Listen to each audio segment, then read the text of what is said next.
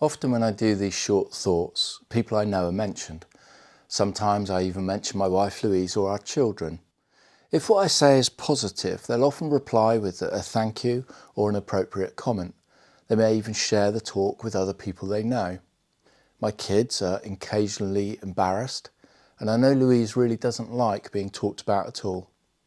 Because of that, I sometimes struggle when a thought or theme comes to mind and there's a great real-life example involved in someone else.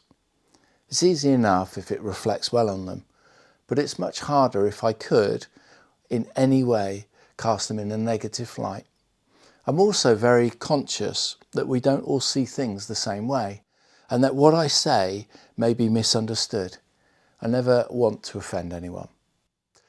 So, in a week where the world, and one person in particular called Donald Trump, seems to have gone a bit mad, I find myself asking, what should I say and how should I say it? Our perspectives and deeply held views are part of what make us who we are. When I mention other people, it's usually because I've noticed something in them that I admire.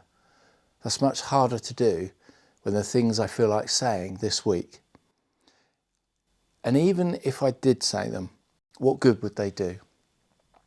Yet there are times when we do need to speak out, when we need to take a stand and to be clear about what we think.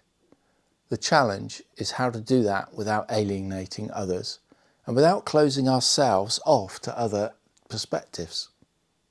Jesus was one of the most challenging people ever to walk the earth. When he met people, he had a remarkable way of making his views clear, while also knowing exactly what they needed to hear and how they needed to change. His words left a lasting impact. Some responded well, others walked away unhappy, and in some cases we never learned the outcome. The wealthy man that Jesus told to give away all his possessions, we don't know how that ended. Or the woman at the well whom Jesus gently but directly challenged about the many relationships that she'd had, we don't know what she did. Even those closest to him weren't spared the truth. Jesus once said to the disciple Peter, "Get behind me, Satan." On another occasion, he said to him, "You of little faith." That sounds harsh to me. And yet when I think about Peter's life, I can only conclude that this blunt truth-telling helped him grow into someone far greater than he might have otherwise been. Perhaps that was the point. Jesus said what Peter needed to hear, not to prove a point or to boost his own ego, but because he knew what was best for Peter. It was said out of deep care and respect, what we often describe as speaking the truth in love. I have many close friends, some of whom I've known almost my entire life. We regularly ask each other for advice, especially when there's big decisions to be made. We're brutally honest with each other, and I wouldn't have it any other way. But that honesty is paired with respect.